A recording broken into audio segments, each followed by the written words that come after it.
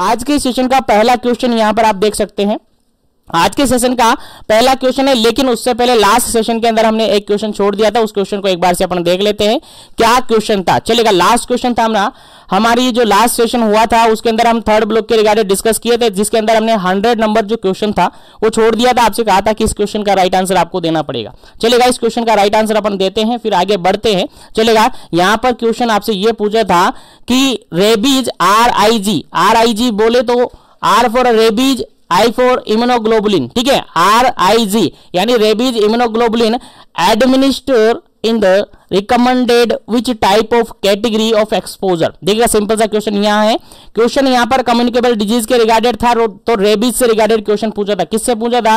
Rabies. Sir rabies किससे होता है हमें याद नहीं है। सर एक बार याद रखिएगा, रेबीज वायरस जिसको लेजा वायरस के नाम से अपन जनरली जानते हैं, याद होगा आपको, नहीं याद है तो याद रखिएगा।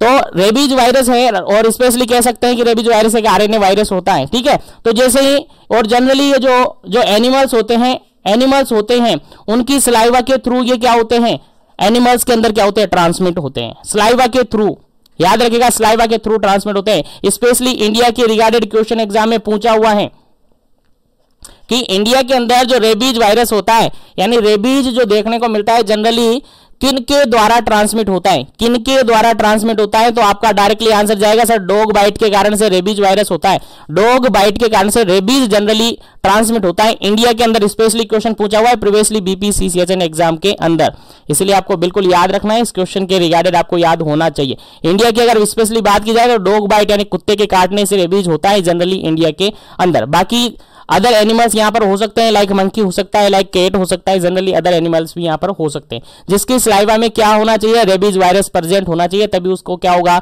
रेबीज होगा। क्वेश्चन यहां पर यह था कि किस टाइप के एक्सपोजर होगा, कौन से टाइप का एक्सपोजर होगा पर्सन की उसको RIG यानी रेबीज इम्यूनोग्लोबिन हम लगाएंगे। क्वेश्चन सिंपल सा ये था, ऑप्शन के अकॉर्डिंग आंसर आपको देना था। पहला ऑप्शन था यहां पर 0 कैटेगरी, सेकंड ऑप्शन था फर्स्ट कैटेगरी, थर्ड ऑप्शन था सेकंड कैटेगरी, और फोर्थ ऑप्शन था यहाँ पर थर्ड कैटेगरी। किस टाइप का एक्सपोजर होगा जब जाकर हम क्या करेंगे, पेशेंट को रेबीज का इम्यूनोग्लोबुलिन एडमिनिस्टर करेंगे। चलेगा, इस क्वेश्चन का जो बिल्कुल राइट आंसर था आपका ऑप्शन नंबर ऑप्शन नंबर 4 बिल्कुल करेक्ट आंसर था। जो कैटेगरी थर्ड होती है उसी के अंदर RIG करवाया जाता है, कैटेगरी थर्ड होती है, कैटेगरी थर्ड का एक्सपोजर होता है। और ये क्वेश्चन आपके प्रीवियसली BPCCHN के एग्जाम में पूछा हुआ है, 100% आपके एग्जाम में आने की 100% संभावना है। नोट कर लीजिएगा, आंसर बना लीजिएगा इस क्वेश्चन का। अभी यहाँ पर जितने भी कैटेगरी उसको आपको समझा दिया जाता है, ठीक है। तो यहाँ पर याद रखिएगा जो थर्ड कैटेगरी है, थर्ड कैटेगरी वहां पर RIG यानी रेबीज इम्यूनोग्लोबुलिन एडमिनिस्टर किया जाता है। एक बार से इसके रिगार्डेड जानकारी आपको दे दूं, देखिएगा यहाँ पर एक छोटा सा डायग्राम, एक छोटा सा इंडेक्स बना हुआ है, इस इंडेक्स से समझने की पूरी कोशिश करवाऊंगा, बिल्कुल पूरी कोशिश आप करना। क्या करेंगे, देखिएगा यहाँ पर 3 कैटेगरी मेंशन की गई है। पहली category that is category first, पहली category that is category first. Second category की बात करें तो सेकंड कैटेगरी ये है, थर्ड कैटेगरी ये है। यहाँ पर 0 कैटेगरी मेंशन नहीं किया गया है, 0 कैटेगरी मेंशन नहीं किया गया है, यानी कि हेल्दी जो ह्यूमन होता है बिल्कुल डायरेक्टली कांटेक्ट में नहीं हुआ है रेबीज वायरस के, या फिर डॉग बाइट से डायरेक्टली कांटेक्ट नहीं हुआ है, बिल्कुल जो उसको 0 कैटेगरी में रखा जाता है उसका कोई अपन एवोल्यूशन ज्यादा नहीं करते हैं, ठीक है। बेसिकली जो क्वेश्चंस आपके एग्जाम में पूछे जाते हैं वो सेकंड और थर्ड कैटेगरी से एग्जाम में क्वेश्चन पूछा जाता है। देखिएगा, अगर फर्स्ट कैटेगरी का एक्सपोजर हुआ है तो डायरेक्टली कुछ नहीं किया जाता है। सबसे पहला काम होता है आपका, अगर डॉग बाइट का कोई पेशेंट आता है या एनिमल बाइट का कोई पेशेंट आता है तो जनरली आपको सबसे पहले काम करना होता है कि जो भी वुंड हुआ है उसको वॉश करना है वाटर से एंड सोप से, सबसे पहला काम होता है। इमीडिएट एक्शन आपका होना चाहिए, प्राइमरी एक्शन आपका होना चाहिए। क्वेश्चन एग्जाम में आपसे पूछा हुआ है कि रेबीज वायरस या डॉग बाइट का कोई पेशेंट आपके पास आता है तो आप सबसे पहले क्या करेंगे, सबसे पहला काम होता है आपका कि आप उसको वॉश करेंगे वाटर एंड सोप से, ठीक है। उसके बाद आप उसको नॉर्मली सफाई करके और घर भेज देंगे। नॉर्मली ये काम होता है आपके फर्स्ट कैटेगरी के अंदर, और इसका अंदर ज्यादा कुछ एडवांस नहीं होता है। सेकंड कैटेगरी की अगर अपन बात करें तो ऐसी कंडीशन में डॉग बाइट हुआ है और उसको थोड़ा सा उंड भी हुआ है, यानी पेशेंट को उंड भी हुआ है लेकिन ज्यादा उंड नहीं हुआ है, एक माइल्ड टाइप में उसको उंड हुआ है। तो ऐसी कंडीशन में पेशेंट को सबसे पहले उंड को वॉश करना होता है। वॉश करने के बाद उसके अंदर वैक्सीनेशन करना होता है। उसके अंदर क्या करना होता है, वैक्सीनेशन करना होता है। वैक्सीनेशन जो कि रेबीज, एंटी रेबीज वैक्सीनेशन होता है, जो कि उसको करना होता है। जनरली याद रखिएगा, क्वेश्चन यहां से एग्जाम में आपसे पूछा जा सकता है कि इम्यूनाइजेशन, इम्यूनाइजेशन बोले तो रेबीज इम्यूनाइजेशन, रेबीज इम्यूनाइजेशन अगर अपन कर रहे हैं तो जनरली किस टाइप का एक्सपोजर होगा? आपका आंसर जाएगा सर सेकंड टाइप का एक्सपोजर होगा, क्योंकि वहां पर केवल एंटी रेबीज वैक्सीन लगाई जाती है। यहां पर साफ मेंशन किया हुआ है, देख सकते हैं यहाँ पर RIG नॉट इंडिकेटेड, यहां पर किसी भी टाइप का RIG बोले तो रेबीज इम्यूनोग्लोबिन इंडिकेटेड नहीं होता है सेकंड कैटेगरी के अंदर। थर्ड कैटेगरी की अगर अपन बात करें तो थर्ड कैटेगरी के अंदर आपका जो RIG होता है, यानी सबसे पहले वुंड को वॉश करना है, वुंड को वॉश करने के बाद जो एंटी रेबीज वैक्सीन वगैरह लगाते हैं वो तो लगानी है, उसके साथ आप यहां पर एडमिनिस्टर करते हैं रेबीज इम्यूनोग्लोबुलिन। याद रखिएगा, इंपॉर्टेंट क्वेश्चन है, थर्ड कैटेगरी का आता है आपका रेबीज इम्यूनोग्लोबुलिन एडमिनिस्टर करते हैं थर्ड कैटेगरी के अंदर। याद रखिएगा, तीनों कैटेगरी में से एटलीस्ट 2 कैटेगरी आपको याद होनी चाहिए। वैक्सीनेशन कहां करवाया जाता है? वैक्सीनेशन बोले तो एंटी रेबीज वैक्सीन कहां लगाई जाती है? आपका आंसर जाएगा सर सेकंड में लगाई जाती है, फर्स्ट प्रायोरिटी में, सेकंड में लगाई जाती हैं, याद रखिएगा। और अगर इम्यूनोग्लोबुलिन यानी RIG की बात की जाए तो कहां लगाई जाती है? सर थर्ड कैटेगरी के अंदर लगाई जाती है, क्योंकि सेकंड में तो ये एडमिनिस्टर नहीं की जाती है। तो उम्मीद है यहां से क्वेश्चन आपको याद रहेगा, और प्रीवियसली एग्जाम में पूछा हुआ है तो हो सकता है आपके एग्जाम में एज इट इज रिपीट कर दे। RHS स्पेशली राजस्थान CHOs की बात कर रहा हूं। चलिएगा आगे बढ़ते हैं और आज के सेशन को अपन स्टार्ट करते हैं। और आप सबसे कहना चाहूंगा फ्रेंड्स, जो भी कैंडिडेट क्लास में ज्वाइन है वो सेशन को लाइक शेयर कर दीजिएगा ताकि सभी तक सेशन पहुंच जाए। और जो भी कैंडिडेट ज्वाइन है वो ज्यादा से ज्यादा कोशिश करें जल्दी से जल्दी क्वेश्चन का आंसर देने की, क्योंकि टाइमिंग कम है और मेरा टारगेट ये है कि आपका सिलेबस जल्दी से जल्दी मैं करवा दूं, जल्दी से जल्दी सिलेबस कवर करवा दूं, इसलिए थोड़ा स्पीडली चलूंगा। अगर आपको ज्यादा फास्ट लगे तो बता दीजिएगा। चलेगा, नेक्स्ट क्वेश्चन, पहला क्वेश्चन है आज के सेशन का अपना, आज के सेशन का अपना पहला क्वेश्चन है। क्वेश्चन पढ़ते हैं, देखिए समझिएगा। Which of the following is the best definition of the non communicable disease? Simple सा क्वेश्चन है, आपके एग्जाम में पूछा हुआ क्वेश्चन है, प्रीवियसली एग्जामों में क्वेश्चन एग्जाम में पूछा हुआ है। और प्रीवियसली आपने देखा हो तो जो CHO का एग्जाम होता है, कंपटीशन एग्जाम होता है, उसके अंदर भी एज इट इज क्वेश्चन पूछा हुआ है, इसलिए याद रखिएगा आपके एग्जाम में क्वेश्चन पूछा जा सकता है। पहले क्वेश्चन का आंसर आपको बताना है कि एक नॉन कम्युनिकेबल डिजीज को कैसे अपन डिफाइन करेंगे। नीचे फॉलोइंग ऑप्शन में आपको डिजीज नॉन कम्युनिकेबल डिजीज यानी कि NCD जो डिजीज होती हैं उनकी डेफिनेशन दी हुई है। एक्यूरेट डेफिनेशन कौन सी है? क्वेश्चन समझ में आ गया? चलेगा, आंसर आपको देना है। पहला ऑप्शन यहां पर देखिएगा, a disease that is spread by the pathogen transfer, pathogen के ट्रांसफर से ये होती है। सेकेंड ऑप्शन है यहां पर अ जेनेटिक डिजीज ये होती है। थर्ड ऑप्शन है यहां पर disease can not be transfer from the person to person, person से पर्सन ये ट्रांसफर नहीं होती है। और फोर्थ ऑप्शन है यहां पर स्किन कांटेक्ट से होती है। चलेगा, आंसर फटाफट से अपना आंसर कमेंट कीजिएगा अपने कमेंट सेक्शन के अंदर फटाफट से, क्या इसका करेक्ट आंसर होगा, फिर आगे चलेंगे। जल्दी कीजिएगा क्योंकि सेशन काफी ज्यादा इंपॉर्टेंट है, काफी इंपॉर्टेंट सेशन है और यहां से 100% आपके एग्जाम में 10+ क्वेश्चन देखने को मिलेंगे आज के सेशन से। इसीलिए फटाफट से लाइक शेयर करते रहिए, और जो भी पहली बार विजिट करता है चैनल को सब्सक्राइब जरूर कर लीजिएगा ताकि इसी तरीके से सेशन आपको मिलता रहे। चलेगा, इस क्वेश्चन का आंसर बिल्कुल राइट आंसर होगा आपका।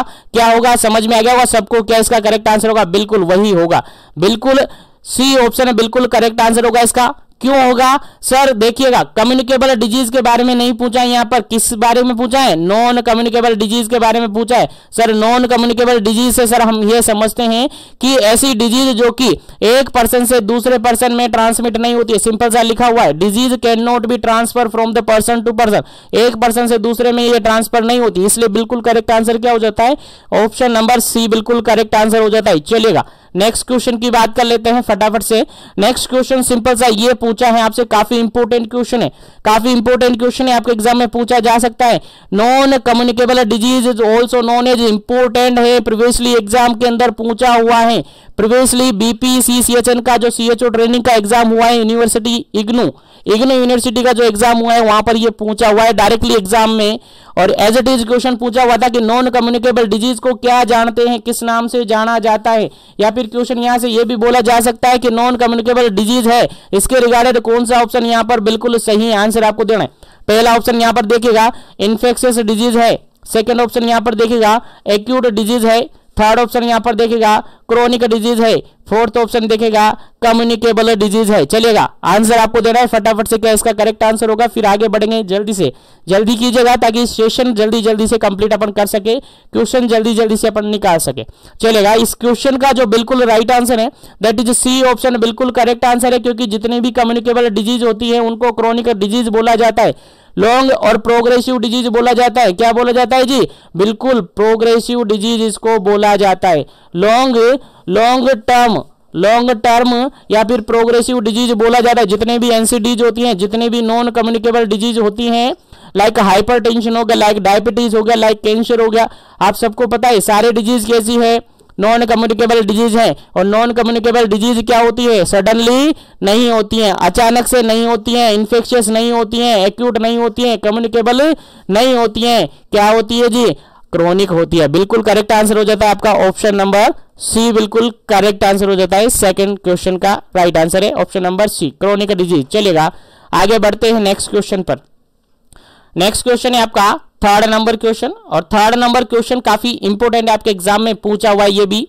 चलेगा, क्वेश्चन कहता है which is the following is non communicable disease accept. देखा, क्वेश्चन सिंपल सा ये पूछा है which is the following is non communicable disease. Following question के अंदर देखा है कि जो नीचे ऑप्शन आपको दिए हुए हैं उनमें से सभी जो डिजीज है वो नॉन कम्युनिकेबल डिजीज है, लेकिन एक्सेप्ट करके आपको एक डिजीज ऐसे निकालनी है जो कि कम्युनिकेबल डिजीज के अंदर काउंट होती है। चलेगा, आंसर कीजिएगा क्या इसका करेक्ट आंसर होगा, फिर आंसर आपको बताया जाएगा। पहला ऑप्शन यहाँ पर हाइपरटेंशन, सेकंड ऑप्शन है यहाँ पर ओबेसिटी, थर्ड ऑप्शन है यहाँ पर आर्थराइटिस, फोर्थ ऑप्शन है यहाँ पर मलेरिया। चलेगा, आंसर आपको कीजिएगा क्या इसका करेक्ट आंसर होगा। क्वेश्चन समझ में आ गया ना? बिल्कुल क्वेश्चन समझ में आना चाहिए तभी आंसर आपको आएगा, नहीं तो गलत हो जाएगा, ये मैं पहले बता दूं। और एलिमिनेशन मेथड आप इजीली लगा सकते हैं सभी क्वेश्चंस के अंदर।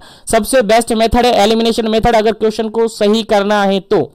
ठीक है, और जो भी कैंडिडेट क्लास में बैठे हुए नोटबुक साथ रखी जाएगी ताकि जो भी क्वेश्चंस, जो भी इंपॉर्टेंट कीज लगे वो नोट कर लीजिएगा। बाकी सभी क्वेश्चन का पीडीएफ आपको कहां मिल जाएगा? आपके मिशन एजुकेशन ऐप पर मिल जाएगा, तो डाउनलोड जरूर कर लीजिएगा। चलेगा, इस क्वेश्चन का जो बिल्कुल राइट आंसर हो जाता है आपका option number D. Option number D बिल्कुल करेक्ट आंसर हो जाता है, मलेरिया, जो कि क्या है? एक कम्युनिकेबल डिजीज है। कौन सी डिजीज है? कम्युनिकेबल डिजीज है। और कम्युनिकेबल डिजीज के अंदर अगर अपन बात करें तो वेक्टर बोर्न डिजीज है। कौन सी डिजीज है? याद रखिएगा, मलेरिया क्या है? वेक्टर बोर्न डिजीज है। बाकी हाइपरटेंशन एनसीडी के अंदर आता है, ओबेसिटी एनसीडी के अंदर आता है, आर्थराइटिस एनसीडी के अंदर आता है। तो कौन सा करेक्ट आंसर हो गया आपका? मलेरिया, जो कि एनसीडी के अंदर नहीं आता है। किसके अंदर आता है? कम्युनिकेबल डिजीज के अंदर आता है, और स्पेशली वेक्टर बोर्न डिजीज है। स्पेशली किससे होता है? सर प्लाज्मोडियम से होता है, याद रखिएगा। चलिएगा, आगे बढ़ते हैं नेक्स्ट क्वेश्चन पर।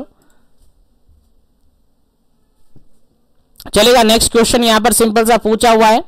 क्वेश्चन ये पूछा हुआ है most leading death of the NCD. जितनी भी एनसीडीज होती हैं, जितनी भी नॉन कम्युनिकेबल डिजीज होती हैं वर्ल्ड के अंदर, इंडिया के अंदर, कहीं पर भी आप देख लीजिएगा, बेसिकली जो अगर माना जाता है, बिल्कुल डाटा अगर अपन देखें तो मोस्ट लीडिंग डेथ, ऐसी डिजीज, ऐसी एनसीडी जो डायरेक्टली डेथ कोज करवाती है, सबसे ज्यादा डेथ किसके अंदर देखने को मिलती है? ऑप्शन के अकॉर्डिंग आंसर देना है। पहला ऑप्शन यहाँ पर कैंसर के कारण से, सेकंड ऑप्शन यहाँ पर डायबिटीज के कारण से, थर्ड ऑप्शन है यहाँ पर रेस्पिरेटरी डिजीज के कारण से, फोर्थ ऑप्शन है यहाँ पर कार्डियोवैस्कुलर डिजीज के कारण से। चलेगा, अपना आंसर दीजिएगा क्या इसका करेक्ट आंसर होगा, फिर आपको आंसर मिल जाएगा। चलेगा, जल्दी कीजिएगा क्या इसका करेक्ट आंसर होगा, जल्दी जल्दी कीजिए, ज्यादा और जल्दी कीजिएगा ताकि ज्यादा से ज्यादा क्वेश्चन अपन निकाल सके। सेशन को लाइक शेयर भी करते रहेगा ताकि सभी तक पहुंच जाए, सभी इनका बेनिफिट ले सके। चलेगा, और बिल्कुल परेशान होने की जरूरत नहीं है, सिलेबस बिल्कुल कवर करवा दिया जाएगा। कोशिश करेंगे 15 तारीख से बिल्कुल 100% आपका सिलेबस हो जाएगा। फिर रिमेनिंग 10 दिन बचेंगे, उसके अंदर हम गेस पेपर सोल्व करेंगे। गेस पेपर सर ओटा के सोल्व करेंगे, गेस के अंदर ओटा के क्वेश्चन सोल्व करेंगे। परेशान क्यों होते हो? जीवन एजुकेशन के साथ बने रहे, इसी तरीके से पेशेंस रखिएगा, सब मिलेगा। चलेगा, इस क्वेश्चन का जो बिल्कुल राइट आंसर है that is option number D, cardiovascular disease, जो कि जनरली लीड कर जाती है किसको? डेथ को। जनरली जो डेथ देखने को मिलती है एनसीडीज के कारण से, बेसिकली सबसे मोस्ट इंपोर्टेंट अगर कोज अपन माने मोस्ट लीडिंग डेथ की अगर बात करें तो कार्डियोवैस्कुलर डिजीज मानी जाती है। उसके अंदर भी अगर अपन बात करें तो हाइपरटेंशन, जिसको किलर डिजीज बोला जाता है, साइलेंट किलर, बिल्कुल याद रखिएगा। कार्डियोवैस्कुलर डिजीज के अंदर अगर अपन बात करते तो हाइपरटेंशन होता है, और कार्डियोवैस्कुलर डिजीज ही ऐसी एनसीडीज होती हैं जो कि लीडिंग करती हैं डेथ को डायरेक्टली। उसके अलावा इनसे भी होती हैं डेथ, ऐसा नहीं है कि इनसे नहीं होती, लेकिन लीडिंग डेथ की अगर बात करें तो कार्डियोवैस्कुलर सिस्टम से रिगार्डेड जो प्रॉब्लम्स होती हैं वही सारी लीडिंग डेथ कोज करवाती है। चलेगा, क्वेश्चन समझ में आ रहा होगा बिल्कुल। जो भी क्वेश्चन में अगर डाउट रह जाता है, आपको कोई भी डाउट अगर रह जाता है तो कमेंट सेक्शन आपके लिए खाली है, बिल्कुल कमेंट सेक्शन में आप पुट कर सकते हैं अपना आंसर, अपना क्वेश्चन, अपना जवाब, अपना डाउट, या फिर इंस्टाग्राम आईडी मेरे नीचे मेंशन है डिस्क्रिप्शन बॉक्स में, वहां से भी मुझे डायरेक्टली कॉन्टेक्ट आप कर सकते हैं। चलेगा, नेक्स्ट क्वेश्चन की बात करते हैं। 5th number question, 5 number question कहता है, क्या कहता है देखिएगा, खाली स्थान दिया हुआ है, आगे लिखा हुआ है derived from the epithelial cell and include most common cancer and include nearly all those in breast, prostate, lungs, pancreas and colon. Simple सा क्वेश्चन ये कहा गया है जी, आपसे परेशान नहीं होना है। क्वेश्चन बढ़ाए तो क्या हुआ, क्वेश्चन की लैंग्वेज समझनी पड़ेगी आपको। क्वेश्चन जब तक समझ नहीं आया, मैं बता दूं, क्वेश्चन अगर आपको समझ नहीं आया तो आंसर तो बिल्कुल गलत रहेगा आपका, बिल्कुल।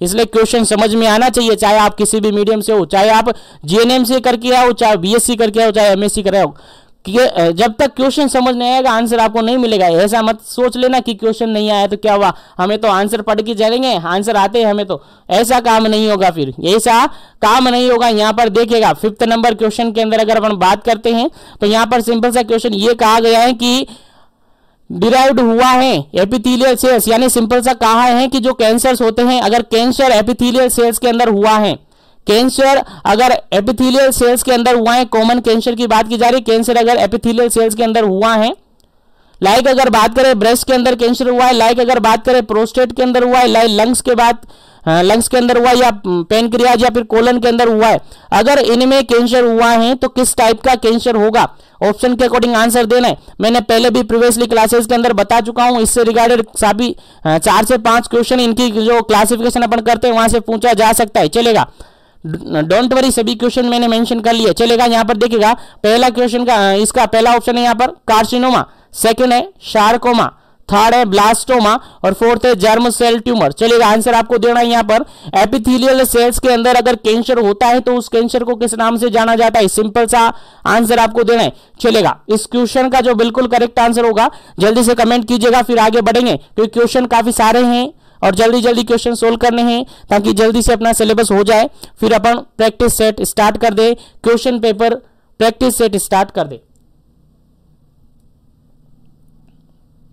चलेगा, इस क्वेश्चन का जो बिल्कुल राइट आंसर हो जाता है आपका 5th नंबर, जो क्वेश्चन का बिल्कुल करेक्ट आंसर हो जाता है that is option number first, बिल्कुल करेक्ट आंसर हो जाता है सर, कार्सिनोमा बोलते हैं। याद रखिएगा, मैंने प्रीवियसली क्लासेस के अंदर काफी अच्छी तरीके से समझाया हुआ है, इसलिए जिसने भी प्रीवियसली क्लासेस नहीं देखी है, लगभग 4 महीने हो गए मुझे डेली क्लास ले रहा हूं आपके लिए, daily class up to date class आपको मिल रही है, तो 4 महीने की क्लासों में आपने कभी भी किसी भी क्लास नहीं देखी हो तो देख सकते हैं, और जरूर देखें एग्जाम से पहले ताकि बाद में पछतावा ना हो। चलेगा, क्वेश्चन यहां पर यह है कि एपिथेलियल सेल से अगर कैंसर हो रहा है, एपिथेलियल सेल्स के अंदर कैंसर हो रहा है तो डायरेक्टली आपका आंसर जाना चाहिए सर कार्सिनोमा। प्रीवियसली बता चुका हूं प्रीवियसली क्लासेस के अंदर, ज्यादा टाइम वेस्ट यहां नहीं करेंगे। चलेगा, अगर एपिथेलियल सेल्स के अंदर कैंसर है दैट इज कार्सिनोमा है। क्या है सर, कार्सिनोमा है। अगर यहां से डायरेक्टली क्वेश्चन आपसे यह भी पूछा जा सकता है सर, यहां पर आपसे पूछा जा सकता है कि अगर किसी पर्सन के अंदर, अगर कोई लेडी है उसको ब्रेस्ट कैंसर है तो बताइए कि क्या वो कार्सिनोमा है, सार्कोमा है, ब्लास्टोमा या फिर जर्म सेल ट्यूमर है। आपका आंसर जाना चाहिए सर कार्सिनोमा होगा। क्यों होगा सर, ब्रेस्ट सेल को जनरली कनेक्टिव टिश्यू होती है, कनेक्टिव सेल्स होते हैं, बिल्कुल आपको याद होना चाहिए कौन कौन शामिल होता है। तो ब्रेस्ट है, प्रोस्टेट है, लंग्स है, पैनक्रियाज है, कोलन है, ये सबके अंदर अगर कैंसर होता है तो कार्सिनोमा है। क्या है जी, कार्सिनोमा, बिल्कुल याद होना चाहिए। सेशन को लाइक शेयर करते रहिए। जो भी कैंडिडेट पहली बार विजिट कर रहा है चैनल पर, चैनल को भी सब्सक्राइब कर लीजिएगा ताकि इसी तरीके से कंटिन्यू सेशन मिले, क्योंकि सिलेबस भी तो पूरा करना है जी अपने को। चलेगा, किसी का इंतजार नहीं करना है, आपके पास नोटिफिकेशन पहुंच जाएगा क्लास का। डेली क्लास होती है अपने 6 बजे बाद, कभी भी 6 बजे से 6:30 7 बजे से हमारी क्लास स्टार्ट हो जाती है और लंबी चलती है 1-1.5 घंटे 2 घंटे 3 घंटे तक। चलेगा, नेक्स्ट क्वेश्चन है आपका 6 नंबर क्वेश्चन है। 6 नंबर क्वेश्चन कहता है cancer arising from the connective tissue. चलिएगा, इंपोर्टेंट क्वेश्चन है, cancer arising from the connective tissue like bone है, कार्टिलेज है, फैट है, नर्व्स है, each of the which develop from the originating in mesenchymal cell outside the bone marrow। चलेगा, question simple सा ये पूछा है, क्वेश्चन की लेंथ देखकर घबराना नहीं है, क्वेश्चन सिंपल सा ये पूछा है कि अगर किसी पर्सन के अंदर कनेक्टिव टिश्यू के अंदर कैंसर हुआ है तो उसको क्या कहेंगे? उसके अंदर बोन का कैंसर हो सकता है, उसके अंदर फैट कैंसर हो सकता है, उसके अंदर नर्व से रिगार्डेड हो सकता है, उसके अंदर कार्टिलेज कैंसर हो सकता है। तो उस टाइप के कैंसर को अपन क्या कहते हैं? जनरली आपको आंसर होना चाहिए ऑप्शन के अकॉर्डिंग देखिएगा। पहला ऑप्शन है कार्सिनोमा, सेकंड ऑप्शन है सार्कोमा, थर्ड ऑप्शन है यहां पर ब्लास्टोमा, फोर्थ ऑप्शन है जर्म सेल ट्यूमर। चलेगा, जल्दी से आंसर कीजिएगा। आप सबको पता चल गया एपिथेलियल सेल्स के अंदर होता है, दैट इज कार्सिनोमा तो होगा नहीं। अब कार्सिनोमा नहीं होगा तो और क्या होगा? चलेगा, इस क्वेश्चन का जो बिल्कुल करेक्ट आंसर होगा आपका ऑप्शन नंबर बी बिल्कुल करेक्ट आंसर होगा, सार्कोमा बिल्कुल करेक्ट आंसर है। अगर देखिएगा, सिंपल सा याद रखिएगा, अगर कनेक्टिव टिश्यू में कैंसर है डायरेक्टली अपन कहेंगे सार्कोमा होता है सर। सार्कोमा क्या होता है सर? कनेक्टिव टिश्यू के अंदर अगर कैंसर या एबनॉर्मल प्रोलिफरेशन ऑफ सेल हो रहा है, that is known as sarcoma. किस टाइप का कैंसर है सर? कार्सिनोमा। कैटेगरी है, क्लासिफिकेशन पढ़ रहे हैं अपन कैंसर के रिगार्डेड। कैंसर क्या है सर? एक एनसीडी डिजीज है, नॉन कम्युनिकेबल डिजीज है, जिसके क्लासिफिकेशन के अंदर हम ऑलरेडी पढ़ चुके हैं प्रीवियसली सेशन के अंदर। तो प्रीवियसली सभी सेशन लीजिएगा, आपको काफी बेनिफिट होगा। चलेगा, नेक्स्ट क्वेश्चन के रिगार्डेड डिस्कस करते हैं। 7 नंबर क्वेश्चन। 7 नंबर क्वेश्चन क्या कहता है? देखिएगा, स्पीडली थोड़ा चल रहा हूं, हो सकता है थोड़ा स्पीड आपको लग रहे, लेकिन स्पीड आपको चलना पड़ेगा क्योंकि एग्जाम बहुत ही पास आ चुका है। स्पेशली राजस्थान सीएचओज की बात कर रहा हूं, स्पेशली राजस्थान सीएचओज की बात कर रहा हूं क्योंकि एग्जाम बहुत ही जल्दी आने वाला है। 25 तारीख को आपका एग्जाम है, आपके पास काफी टाइमिंग है गिनती के, ठीक है, इसीलिए थोड़ा स्पीडली चलेंगे। चलेगा, यहां पर देखिएगा खाली जगह दिया हुआ है, यहां पर आपको फिल करना है। Arise from the hematopoietic cell. Simple सा क्वेश्चन ये पूछा है, हिमेटोपोइटिक सेल के अंदर कैंसर है तो किस टाइप का कैंसर होगा? आगे बढ़ते हैं क्वेश्चन को। Leave the bone marrow and tend to the mature in the lymph node blood और रेस्पेक्टिवली। सिंपल सा क्वेश्चन, काफी कंफ्यूजन वाला क्वेश्चन है, कंफ्यूजन नहीं रखना है आपको। सिंपल सा क्वेश्चन पूछा है, अगर हिमेटोपोइटिक सेल के अंदर कैंसर है, अगर हिमेटोपोइटिक सेल के अंदर अगर कैंसर है तो किस टाइप का कैंसर होगा? जल्दी से आपको आंसर कमेंट करना है, ऑप्शन के अकॉर्डिंग आंसर है। पहला है लिम्फोमा, सेकंड ऑप्शन है सार्कोमा, थर्ड ऑप्शन है ब्लास्टोमा, फोर्थ ऑप्शन है जर्म सेल ट्यूमर। चलिएगा, आंसर आपको देना है क्या इसका करेक्ट आंसर होगा। चलिएगा, अगर हिमेटोपोइटिक सेल्स के अंदर अगर कैंसर अराइज हो जाता है तो उस कंडीशन को अपन क्या कहते हैं जी? बिल्कुल ऑप्शन नंबर फर्स्ट बिल्कुल करेक्ट आंसर है। क्या है? ऑप्शन नंबर फर्स्ट बिल्कुल करेक्ट आंसर है, लिम्फोमा कहेंगे। क्या कहेंगे? लिम्फोमा कहेंगे। और जनरली लिम्फोमा या फिर ल्यूकेमिया भी अपन यहां पर काम में ले सकते हैं। ल्यूकेमिया याद रखिएगा, इंपॉर्टेंट क्वेश्चन है आपके एग्जाम पॉइंट ऑफ व्यू से। चलिएगा, आगे बढ़ते हैं नेक्स्ट क्वेश्चन पर। चलिएगा, आगे बढ़ते हैं नेक्स्ट क्वेश्चन पर। नेक्स्ट क्वेश्चन आपके सामने आ जाता है, देखिएगा नेक्स्ट क्वेश्चन आपके सामने है। 8 नंबर क्वेश्चन कहता है, cancer derived from the immature precursor cell और एम्ब्रियोनिक टिश्यू। सिंपल सा क्वेश्चन पूछा है जी, बिल्कुल सीधा सा क्वेश्चन है कि ऐसा कैंसर जो कि डिराइव्ड हुआ है इमेच्योर प्रिकर्सर से, इमेच्योर प्रिकर्सर सेल से, या फिर कह सकते हैं एम्ब्रियोनिक सेल से। अगर कैंसर डिराइव्ड हुआ है किससे? एम्ब्रियोनिक सेल से। अगर एम्ब्रियोनिक सेल से, एम्ब्रियोनिक टिश्यू से कैंसर होता है तो किस टाइप का कैंसर होगा? आंसर दीजिएगा। पहला ऑप्शन यहां पर कार्सिनोमा, सेकंड ऑप्शन है यहां पर सार्कोमा, थर्ड ऑप्शन है यहां पर ब्लास्टोमा, फोर्थ ऑप्शन यहां पर जर्म सेल ट्यूमर। चलेगा, आंसर आपको बताना है क्या इसका करेक्ट आंसर होता है। चलेगा, जल्दी कीजिएगा। एम्ब्रियोनिक सेल की बात की जाती है, अगर कहीं एम्ब्रियोनिक सेल के कैंसर की बात की जाती है तो आपका आंसर जाएगा सर ब्लास्टोमा। आपका आंसर जाएगा सर ब्लास्टोमा, बिल्कुल करेक्ट आंसर होगा। ब्लास्टोमा बिल्कुल करेक्ट आंसर होगा। अगर एम्ब्रियोनिक सेल के अंदर, एम्ब्रियोनिक टिश्यू के अंदर कैंसर होता है तो आप डायरेक्टली कह सकते हैं सर वहां पर क्या हुआ है? ब्लास्टोमा हुआ है। अगर एपिथेलियल सेल्स के अंदर हुआ है तो क्या हुआ है सर? एपिथेलियल सेल्स के अंदर हुआ है तो क्या हुआ है सर? कार्सिनोमा हुआ है। अगर कनेक्टिव टिश्यू के अंदर हुआ है तो क्या हुआ है सर? सार्कोमा हुआ है। याद रखिएगा, मुंह पर याद होनी चाहिए, ऐसी लैंग्वेज आपको याद होनी चाहिए क्योंकि आप छोटी मोटी हस्ती नहीं हो, कम्युनिटी हेल्थ ऑफिसर हो। बिल्कुल, चलते हैं आगे बढ़ते हैं नेक्स्ट क्वेश्चन पर। नेक्स्ट क्वेश्चन है आपका 9 नंबर क्वेश्चन। और सेशन को लाइक शेयर करते रहेगा ताकि सभी तक सेशन पहुंच जाए, ठीक है? सबको सेशन पहुंचाना है, बिल्कुल सबकी जिम्मेदारी है, सबको सेशन पहुंचना चाहिए। चलेगा,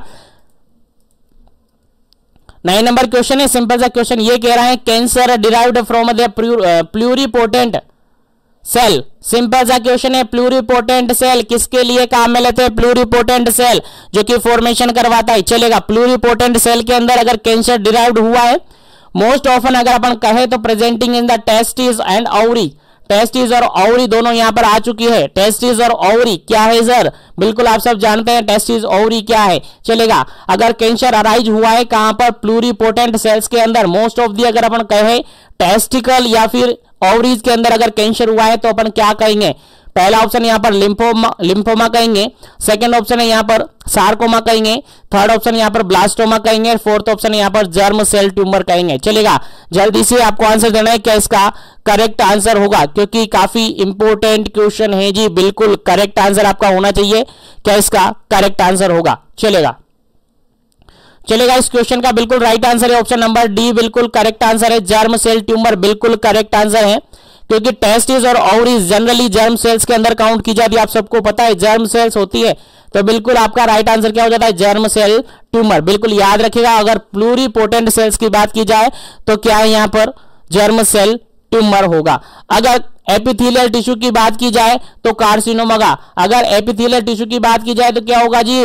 कार्सिनोमा होगा, याद रखिएगा। कनेक्टिव टिश्यू की बात की जाए तो सार्कोमा होगा, कनेक्टिव टिश्यू की बात की जाए तो सार्कोमा होगा। अगर एम्ब्रियोनिक टिश्यू की बात की जाए तो ब्लास्टोमा होगा, अगर एम्ब्रियोनिक टिश्यू की बात की जाए तो ब्लास्टोमा होगा। अगर हेमेटोपोइटिक सेल्स की बात की जाए तो आपका लिम्फोमा होगा। तो उम्मीद करता हूं 4-5 जो क्लासिफिकेशन के रिगार्डिंग हमने क्वेश्चन डिस्कस किए, 100% यहां से एक क्वेश्चन आपके एग्जाम में एज इट इज पूछा जा सकता है। इसलिए 5 क्वेश्चन आपको याद होने चाहिए और नोट भी करते रहिएगा अगर आपको लगता है इंपॉर्टेंट है, और मेरे हिसाब में सभी इंपॉर्टेंट है, इसलिए सबको कंसंट्रेशन के साथ पढ़िएगा ताकि आपको दोबारा दोहराने की जरूरत नहीं पड़े, क्योंकि टाइमिंग आपके पास कम है। चलेगा, नेक्स्ट क्वेश्चन की बात करते हैं। 10 नंबर क्वेश्चन है। 10 नंबर क्वेश्चन सिंपल सा ये कहता है, खाली जगह दी हुई है, यहां पर लिखा हुआ है is a long term medical condition in which the blood pressure in the artery is persistently elevated. चलेगा, सिंपल सा क्वेश्चन यहां पर पूछा है कि एक लॉन्ग टर्म कंडीशन है, मेडिकल कंडीशन है,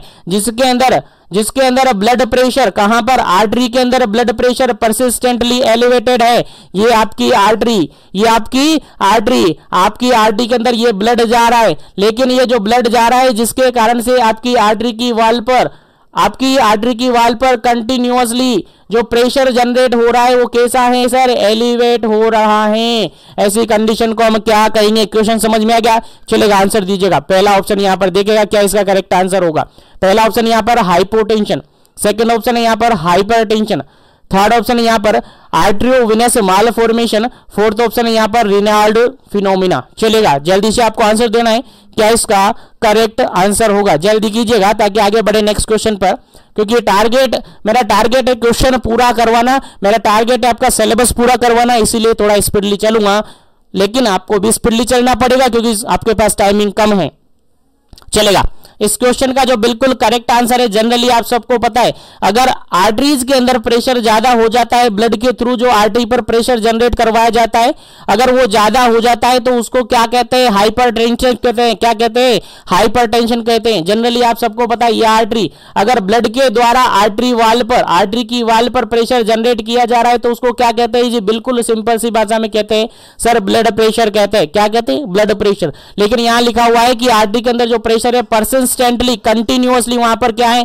एलिवेट हो रखा है, ज्यादा देखने को मिला है। अब ज्यादा देखने को मिला है तो क्या होगा जी? बिल्कुल हाइपरटेंशन होगा। बिल्कुल करेक्ट आंसर है आपका आंसर ऑप्शन नंबर बी, बिल्कुल करेक्ट आंसर है। हाइपरटेंशन इस क्वेश्चन का बिल्कुल करेक्ट आंसर होगा। चलेगा, नेक्स्ट क्वेश्चन की बात करते हैं। नेक्स्ट क्वेश्चन सिंपल सा है, खाली जगह आपके लिए छोड़ रखी है, आपको फिल करनी है। कह रहा है result from the pancreas failure to produce the enough insulin. Simple सा क्वेश्चन है जी कि पेनक्रियाज के अंदर किसी कारण से कोई फेलियर देखने को मिलता है और पेनक्रियाज इनफ अमाउंट में, सफिशिएंट अमाउंट में इंसुलिन दे नहीं पाता है, सफिशिएंट अमाउंट में इंसुलिन प्रोड्यूस नहीं कर पाता है, तो वो किस टाइप की कंडीशन होगी? आंसर आपको देना है, आंसर ऑप्शन के अकॉर्डिंग देना है। क्वेश्चन समझ में गया? क्वेश्चन सिंपल सा ये है कि ऐसी कंडीशन है जिसके अंदर आपका पेनक्रियाज फेल हो जाता है। पेनक्रियाज फेल मतलब ये है पेनक्रियाज जो सेल है, पेनक्रियाज जो है अपना काम करना कम कर देता है, निकम्मा हो जाता है। निकम्मा होने के बाद जो भी वो काम करता है वो अपना काम नहीं कर पाता है, और वो काम क्या करता है सर, इंसुलिन का प्रोडक्शन करवाना। लेकिन इंसुलिन का प्रोडक्शन, वो निकम्मा हो गया, इंसुलिन प्रोडक्शन नहीं हो रहा है, तो ऐसी किस कंडीशन में होगा? चलेगा, ऑप्शन के अकॉर्डिंग आंसर देना है। पहला ऑप्शन यहां पर है टाइप फर्स्ट, जिसको डायबिटीज मेलाइटस है, type first diabetes mellitus. Second option है type second diabetes mellitus. Third option है जेस्टेशनल डायबिटीज मेलाइटस, और फोर्थ ऑप्शन है नन ऑफ दिस। चलेगा, कौन सी कंडीशन उसके अंदर होगी? क्वेश्चन के अकॉर्डिंग आंसर आपको देना है।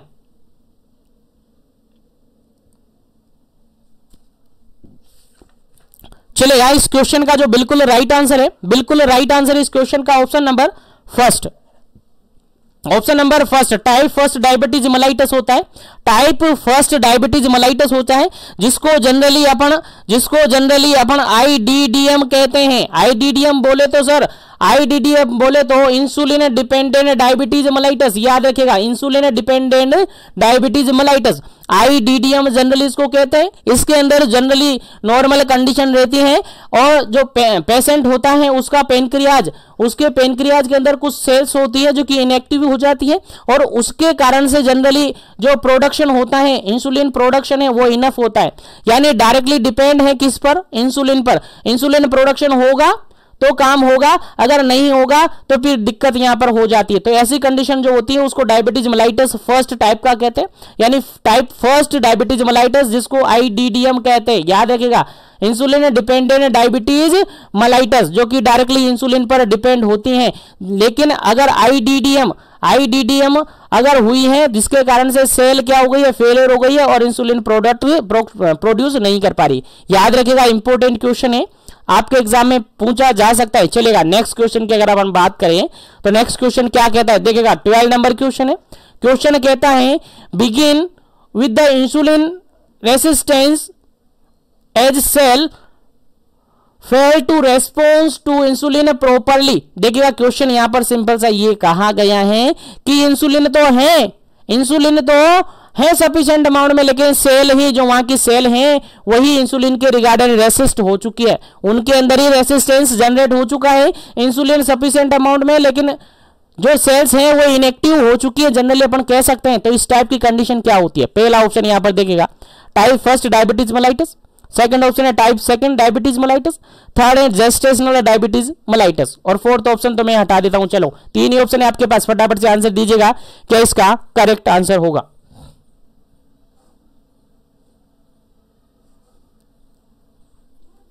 चलेगा, इस क्वेश्चन का जो बिल्कुल करेक्ट आंसर होगा, आपके इस क्वेश्चन का जो बिल्कुल करेक्ट आंसर होगा 12 number question, option number second बिल्कुल करेक्ट आंसर होगा। ऑप्शन नंबर सेकंड बिल्कुल करेक्ट आंसर होगा, type second diabetes mellitus, type second diabetes mellitus, जिसको डायरेक्टली अपन जनरली कहते हैं एनआईडीडीएम, यानी non insulin dependent diabetes mellitus. Insulin पर टाइप, इंसुलिन जो होता है उस पर डिपेंड नहीं होता है, इस टाइप का डायबिटीज मेलाइटस आपका सेकंड टाइप का डायबिटीज मेलाइटस होता है, जहां पर इंसुलिन तो क्या है लेकिन इंसुलिन के प्रति, इंसुलिन के अगेंस्ट जो सेल वहां पर हैं वो रेसिस्ट हो चुकी हैं। तो इस टाइप का जो डायबिटीज मेलाइटस होता है उसको जनरली अपन क्या कहते हैं जी? टाइप सेकंड डायबिटीज मेलाइटस कहते हैं, टाइप सेकंड डायबिटीज मेलाइटस हम कहते हैं जनरली। यहां से एक और क्वेश्चन आप याद रख लीजिएगा, क्वेश्चन अगर एग्जाम में आपसे पूछा है कि which type of diabetes mellitus is known as adult type of diabetes mellitus, यानी जनरली अपन कहें तो ये डायबिटीज मेलाइटस यानी type second diabetes mellitus generally adult में देखने को मिलता है, यानी इसको जनरली अपन कह सकते हैं अडल्ट ऑनसेट डायबिटीज मेलाइटस। क्या कह सकते हैं? अडल्ट ऑनसेट डायबिटीज मेलाइटस अपन कहते हैं। आपका आंसर ये जाएगा सर, सेकंड के अंदर आपने बता दिया, फर्स्ट के अंदर भी बता दीजिएगा। तो फर्स्ट जो फर्स्ट टाइप का यानी टाइप फर्स्ट डायबिटीज मेलाइटस होता है उसको जुवेनाइल डायबिटीज मेलाइटस कहते हैं। क्या कहते हैं? जुवेनाइल डायबिटीज मेलाइटस कहते हैं, यानी जनरली ये बच्चों के अंदर देखने को मिलता है, जनरली जो चिल्ड्रंस होते हैं उनके अंदर ये देखने को मिलता है, इसलिए इसको क्या कहते हैं जी? जुवेनाइल डायबिटीज मेलाइटस कहते हैं। एग्जैक्ट कोज इनका अननोन है, बिल्कुल अननोन है, लेकिन कुछ रिस्क फैक्टर है जिसके कारण से डायबिटीज मेलाइटस देखने को मिलती है। आपने देखा को शक्कर खाने से, अरे शक्कर खाने से नहीं होती है, कुछ रिस्क फैक्टर और भी है, अकेला शक्कर खाने से डायबिटीज मेलाइटिस नहीं होती है। बहुत से तो ऐसे भी पर्सन है जो डेली शक्कर खाते हैं बुक्के भर भर के, लेकिन उनको तो डायबिटीज मेलाइटिस नहीं है, तो ऐसा नहीं मानते, ठीक है। इसलिए एग्जैक्ट कोज अननोन है, कुछ रिस्क फैक्टर है जो कि इनके पीछे काम करते हैं और इनको बनाने का काम करते हैं। तो याद रखिएगा, यहां से जो क्वेश्चन आपको याद रहते हैं याद रखिए, और जो याद नहीं रहते वो नोट कर लीजिएगा, इसलिए नोटबुक रखिएगा साथ में, ताकि जो भी क्वेश्चन याद नहीं रहे वो आपको याद हो जाए। चलेगा, नेक्स्ट क्वेश्चन की अगर बात करें उससे पहले यहां पर एक और आपको बता दूं, जो थर्ड नंबर का ऑप्शन यहां पर है जेस्टेशनल डायबिटीज मेलाइटिस। देखिएगा, डायबिटीज मेलाइटिस तो है लेकिन जेस्टेशनल पीरियड के अंदर होगी। सर जेस्टेशनल पीरियड क्या? सर जनरली अपन प्रेगनेंसी को कहते हैं। अगर प्रेगनेंसी के कारण से डायबिटीज मेलाइटिस हुई है तो उसको जेस्टेशनल डायबिटीज मेलाइटिस अपन कहते हैं। तो याद रखिएगा, डायबिटीज मेलाइटिस से रिगार्डेड कोई भी क्वेश्चन अगर आपके एग्जाम में आता है तो आपको बिल्कुल करेक्ट करना है, ठीक है। याद रखिएगा, यहां से क्वेश्चन पूछा जा सकता है कि जो आईडीडीएम है उसका फुल फॉर्म क्या है, तो आपका आंसर जाएगा sir insulin dependent diabetes mellitus. आप यूं भी कह सकते हैं, कुछ कैंडिडेट जो भी क्लास में जुड़े हुए सर यूं भी कह सकते हैं कि सर ऐसे इतने लूज क्वेश्चन हमारे क्यों आएंगे, हमारे तो नहीं आएंगे ऐसे क्वेश्चन कि हमसे ये भी पूछेंगे कि आईडीडीएम क्या होता है। तो मैं बता दूं फ्रेंड्स, आप ट्रेनिंग कर रहे हैं, आप कंपटीशन की तैयारी नहीं कर रहे, ट्रेनिंग कर रहे हैं, और ट्रेनिंग पीरियड के अंदर जो आपका मॉड्यूल्स है, ट्रेनिंग पीरियड के अंदर जो सिलेबस आपका है उन्हीं से क्वेश्चन किया जाएगा, उन्हीं से क्वेश्चन किया जाएगा, उनसे बाहर कोई क्वेश्चन आपसे नहीं किया जाएगा। और as a community health officer आपको याद होना चाहिए कि आईडीडीएम क्या होता है। आईडीडीएम डायरेक्टली कहे तो इंसुलिन डिपेंडेंट डायबिटीज मेलाइटिस होता है, जो कि टाइप फर्स्ट होता है, फर्स्ट टाइप का डायबिटीज मेलाइटिस होता है, जिसको जुवेनाइल डायबिटीज मेलाइटिस अपन जनरली कहते हैं। याद रखिएगा, भूलना नहीं है, बिल्कुल शर्म वाली बात नहीं है, ऐसे क्वेश्चन हमारे हैं और ये ट्रेनिंग के क्वेश्चन है। ट्रेनिंग कर रहे हो आप, कंपटीशन तो दे लिया आपने, अब इसको कंपटीशन मत समझिएगा। ये हाँ ये है कि ऑब्जेक्टिव कंपटीशन बेसिस क्वेश्चंस आते हैं, लेकिन ट्रेनिंग के क्वेश्चन है। डोंट वरी, पेशेंस रखिएगा, बिल्कुल 100% में गारंटी देता हूं कोई भी फेल नहीं होगा, कोई भी फेल नहीं होगा। बस क्लासेस कंटिन्यू देखते रहिए और जो भी अनाउंसमेंट होता रहे उसको में एक्टिव पार्टिसिपेट करते रहिए। चलेगा, यहां पर देखिएगा, दूसरा है एनआईडीडीएम होता है, एनआईडीडीएम होता है, फुल फॉर्म क्या होती है sir? Non insulin dependent diabetes mellitus. Non insulin dependent diabetes mellitus होता है, अडल्ट टाइप का डायबिटीज मेलाइटिस। जनरली जो अडल्ट के अंदर देखने को मिलता है वो सेकंड टाइप का डायबिटीज मेलाइटिस ही देखने को मिलता है, याद रखिएगा। अगर बात करें जेस्टेशनल तो ये प्रेगनेंसी कंडीशन में देखने को मिलता है। याद रखिएगा, यहां से जो भी क्वेश्चन आपको याद रह सकता है याद रखिएगा, मैं पूरी कोशिश करूंगा आपको 100% देने की, और मैं खुद 100% देता हूं क्योंकि दिन रात आपके लिए मेहनत कर रहा हूं। बाकी आपको भी थोड़ा सा मेहनत इतना करना हो कि सेशन को लाइक शेयर कर देना है ताकि सभी तक पहुंच जाए और मेरा टारगेट पूरा हो सके। चलेगा, नेक्स्ट क्वेश्चन की बात करें।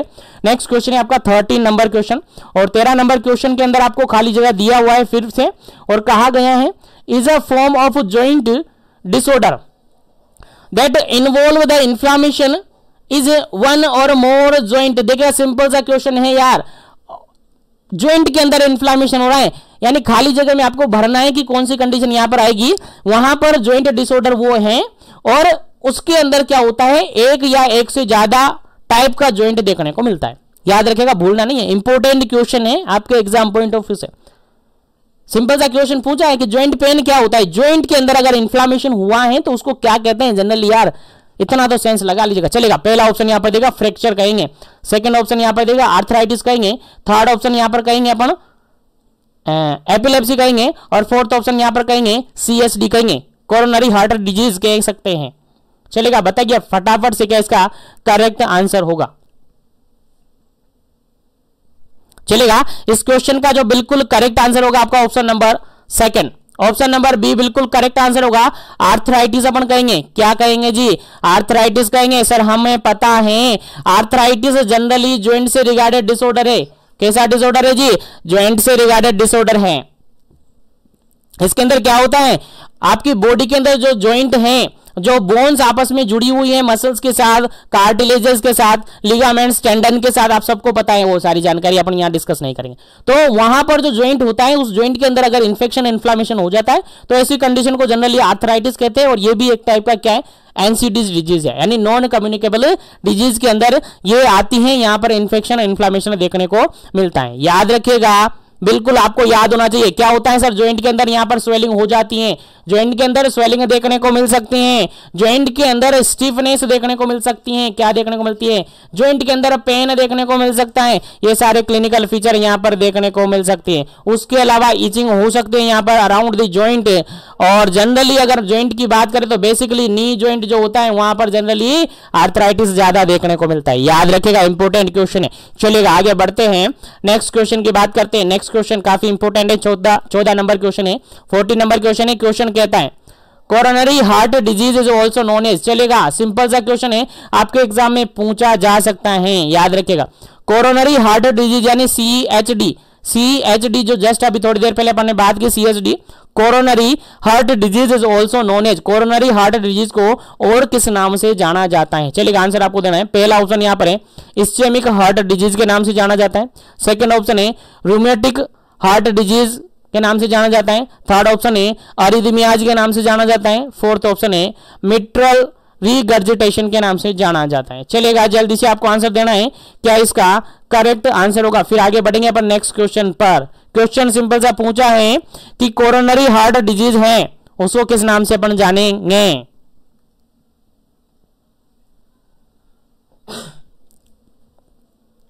चलेगा, इस क्वेश्चन का बिल्कुल राइट आंसर हो जाता है आपका ऑप्शन नंबर फर्स्ट बिल्कुल करेक्ट आंसर हो जाता है आपका। क्या हो जाता है? ऑप्शन नंबर फर्स्ट बिल्कुल आपका करेक्ट आंसर हो जाता है। क्या जानते हैं? CHD को इस्चेमिक हार्ट डिजीज के नाम से जाना जाता है क्योंकि कोरोनरी जो आर्टरीज होती हैं, कोरोनरी हार्ट प्रॉब्लम हो रही है, कोरोनरी आर्टरी वगैरह के अंदर अगर प्रॉब्लम हुई है, ब्लड वेसल्स के अंदर अगर प्रॉब्लम हुई है तो इस्चेमिया जनरेट हो जाएगा, इसलिए इसको क्या जाना जाता है?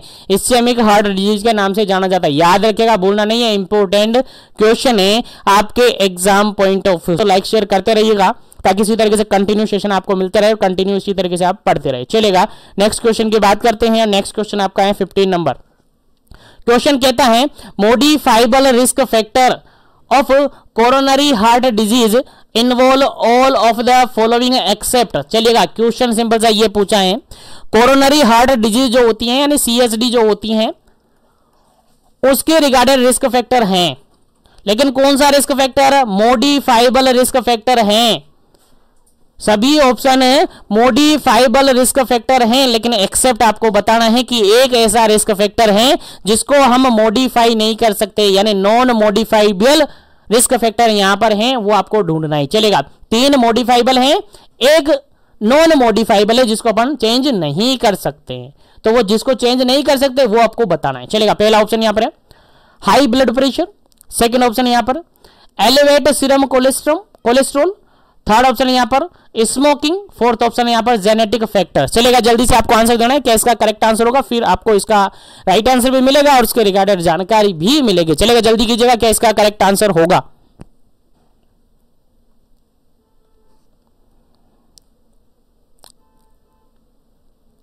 चलिए, यहां पर बिल्कुल करेक्ट आंसर हो जाता है आपका ऑप्शन नंबर डी, बिल्कुल करेक्ट आंसर हो जाता है, क्योंकि अगर अपन बात करें क्वेश्चन में यह पूछा था कि सभी जो रिस्क फैक्टर यहां पर अवेलेबल हैं ऑप्शन के अकॉर्डिंग वो सारे कैसे हैं? मॉडिफाइबल रिस्क फैक्टर है, लेकिन एक ऐसा रिस्क फैक्टर है जो कि नॉन मॉडिफाइबल होगा। कौन सा होगा सर?